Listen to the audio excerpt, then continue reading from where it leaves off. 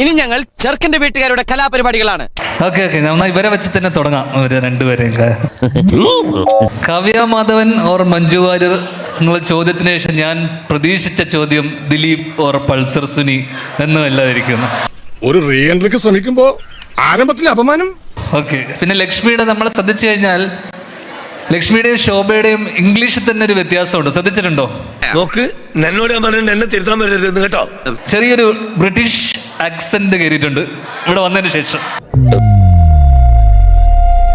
അപ്പൊ ശോഭ പുറത്തു പോയിട്ട് പറയുന്ന കേട്ടു, "Can I have one glass of chai and പഴംപൊഴി?" എന്തോ പറഞ്ഞ. തളരരുത് രാമൻകുട്ടി, തളരരുത്. ശോഭ, പഴംപൊരിയുടെ ഇംഗ്ലീഷ് അറിയില്ലേ? Banana fritters. നീഞ്ഞു വന്നേ. ദൈവത്തെ ഓർത്ത് ചതിക്കരുത്, കടപ്പാട് കാണിക്കാൻ പറ്റിയ സമയം. ലക്ഷ്മി, ഞാൻ എന്താ പറയാ നിന്നെ കുറിച്ച്? നിന്റെ അടുത്ത് ഞാൻ എന്തോ ഉണ്ടാക്കാൻ വന്നോ? ഞാൻ നിന്റെ വീട്ടിനകത്ത് വന്നോ? നിന്റെ കുടുംബത്ത് കയറി വന്നോ? ഇല്ലല്ലോ. എൻ്റെ ജീവിതത്തിലെ ആദ്യത്തെ ഫാഷൻ ഷോ ആണ് ഞാൻ ഇവിടെ ഫ്രണ്ടിൽ നിന്ന് കണ്ടത്.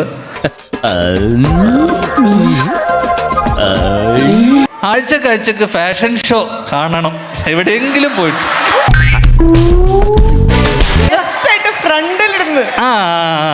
അന്ന് ഇതുപോലത്തെ ജഡ്ജിമാരും കുറെ ചോദ്യങ്ങൾ ഉണ്ടാവാതിരുന്നാൽ മാത്രം.